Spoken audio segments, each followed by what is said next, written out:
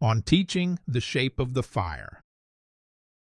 There is no role more quietly elemental than that of the teacher. Not the instructor, not the trainer, not the explainer, but the teacher. The word itself carries an older weight. To teach is not merely to inform. It is not the act of transferring data from one head to another. It is something closer to fire-keeping, something closer to the tending of a hidden flame. Among all the activities a person might take on, making, building, healing, leading, teaching belongs to its own species. It is neither a transaction nor a performance. It is a conduction. It is the act of creating conditions through which something sacred can pass from one being to another, alive, intact, and changed in the journey.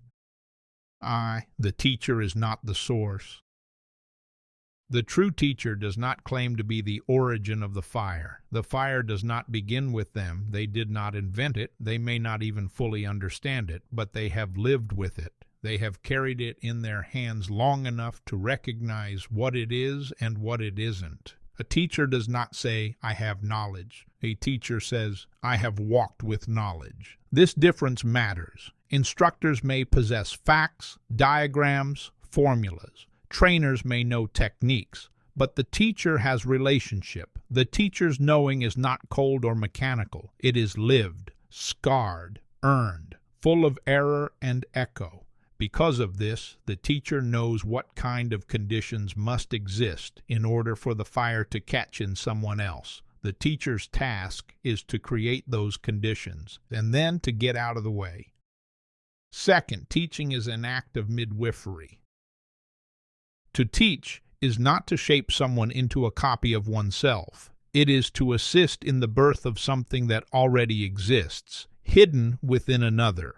Teaching is a form of midwifery. The real knowledge is in the student already. The role of the teacher is to remove the interference, to encourage the labor, to make space for the pain, and to steady the hand that might otherwise give up before the moment of arrival. The greatest mistake is to believe the teacher's role is to fill the student. That model leads to arrogance, control, and spiritual theft. The true teacher draws out what is already there. The goal is not possession, but ignition. 3. The gifted teacher feels the room. Some teachers are born knowing how to feel a room. Not dominate it, not perform for it, but feel it. Like a musician feels silence between notes. These teachers listen not just to what is said, but to what is withheld. They notice the subtle contractions, the breath shifts, the electric sense of an unspoken question. They know how to leave space in their sentences, how to stop when the room is full, how to speak directly into what is needed, not what is impressive. This kind of teacher operates on intuition more than method, not because method is useless, but because method without presence is just choreography. The gifted teacher is with the students, not above them. Even when delivering a monologue, they are in dialogue with the room. The risk of teaching. There is a sacred danger in teaching. For the one who teaches opens the door to influence, and wherever there is influence, there is vulnerability. A teacher wields power, no matter how humble their demeanor. That power can be used to illuminate or to manipulate, to awaken or to seduce, to clarify or to control. The tragedy of bad teaching is not merely boredom, it is harm. Some of the deepest injuries in the human soul were inflicted by teachers who did not understand what they were holding. To teach is to stand at the threshold between ignorance and clarity, fear and courage, silence and voice. If the teacher forgets this, the role curdles into performance, domination, or fatigue. But when remembered, it becomes a portal. The student as mystery. The best teachers know this. The student is a mystery. The student is not a blank slate. The student is not a vessel. The student is not a problem to be solved or a mind to be conquered. The student is a being, arriving with layers of story, of damage, of genius. The student may not even know what they carry, but the teacher must assume that they do. Teaching is not the breaking of the student's world. It is the uncovering of its coherence. It is not changing minds. It is honoring the shape of the mind as it unfolds. Great teachers have this in common. They do not speak to the student, they speak toward what the student is becoming. Sixth, teaching is the practice of faith. Teaching is not guaranteed to work. Seeds may be planted in vain. The fire may not catch. The student may forget, resist, turn away. Or worse, they may adore the teacher, but ignore the teaching. And still the teacher must teach. Why? Because teaching is an act of faith. Not faith in being understood, but faith that the act of offering, done cleanly, matters, that the invisible movement between two beings changes something in the fabric of the world. Teaching is what a person does when they believe that knowledge is not meant to be owned, that truth must circulate, that the giving of what one knows is not loss, but multiplication. Even if nothing is visibly gained, the teacher teaches, because the teaching is not for credit, it is for continuity. 7. The lineage of teachers.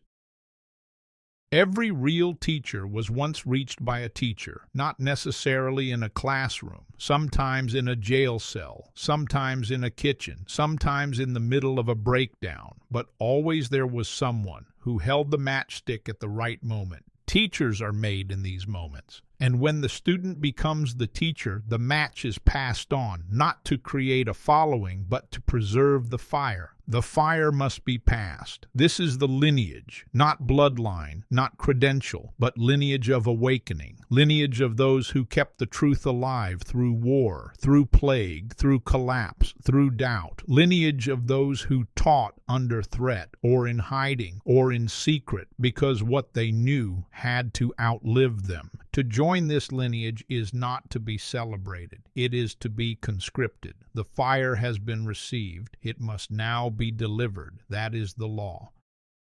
8. When the teaching is the teacher. Some teachings are so powerful they become the teacher. This is especially true of teachings that arrive through poetry, story, rhythm, music, or paradox. The one who speaks them may not fully understand what they carry, but the words are alive. The teaching teaches. It begins to orbit the listener, waiting for the right time to strike. In these moments, the teacher disappears. The words remain. They lodge in the bones, and years later, they erupt. There is no greater honor than to be the vessel for such a phrase, such a gesture, such a moment. For the teacher will die, but the teaching might not. The burden of the natural teacher. Some are born teachers, not because they studied pedagogy, but because they cannot help it. They see everything as curriculum. They hear questions beneath the noise. They notice who is pretending, who is lost, who is aching to be called forward. For these ones, teaching is not a role. It is a way of being. And yet the world often fails to recognize the natural teacher. It rewards the polished, the packaged, the programmed. But the true teacher is sometimes unkempt, inconvenient, even strange. Because the true teacher is not interested in branding. They are interested in awakening, and awakening is not always polite. To be a natural teacher is to carry both a burden and a blessing, to know that the world needs what is being carried, but that it may not always want it. Still, the teacher teaches because the fire burns. X, a final word. Teaching is not something that ends at the bell.